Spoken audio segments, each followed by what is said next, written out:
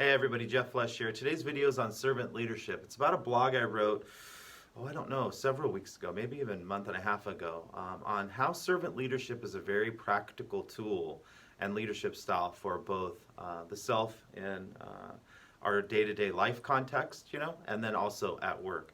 And so I'm going to talk to you today a little bit about relationships and then the paradigm of servant leadership. Shorter video this week, I think, but let's just take a look at it.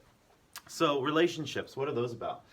So, well, they're about everything as far as I'm concerned. And so I think relationships are one of the most important things that we can do.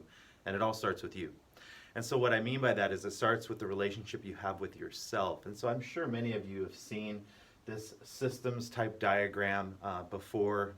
It's very simple. And yet it's a very practical way to talk about why it is that the relationship you have with yourself is so paramount first, because it is in fact that the relationship and how well you know yourself and take care of yourself and love yourself is then how you have relationships with other people. It's the only way.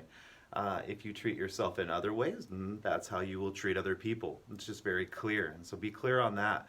And so it's a simple thing we can do with this diagram is just look at what happens when you have interactions with people. And if we just remove some of these concentric circles and just draw out from there, it is true that everything you do and every action you take and every interaction you have goes out from you into your family, right? And that's the first context that we talk about in relationships. And friends live in that concentric circle. And then you have your work environment, your peers, colleagues, those that work with you and for you. Then you have the community, and it goes out from there to the different organizations you serve on, the different boards or committees that you're on, the different activities you do with your family on the weekend or whenever it is you do them.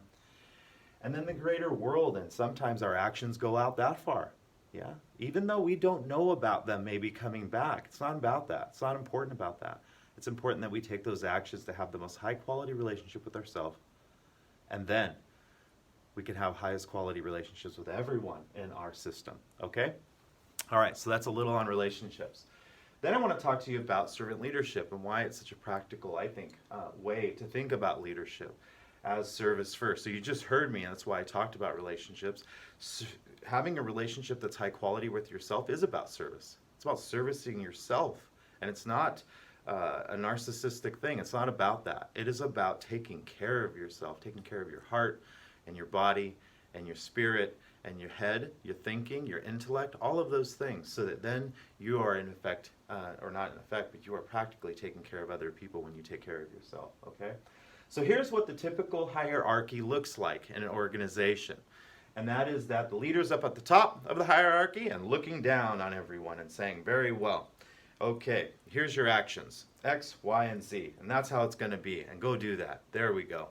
And then you have the frontline staff who are actually the ones that are delivering said products and services on basically looking up and saying, very well, or I'm not doing that. I'm going to do something else. Not super effective today. I don't know that it ever was effective. Maybe somewhere. I don't know. And I've worked in those organizations, not for long, mind you. But let's look at the servant leadership style. And it takes the pyramid, and this is what I talk about in the article, and it flips it upside down. Basically the theory, or it's not even theory in my life, it's practical, but basically the way it works is that frontline staff, they're at the top. They're everything. Why? Because they're the ones delivering the services and products to the community. That's why they're the most important thing about your work.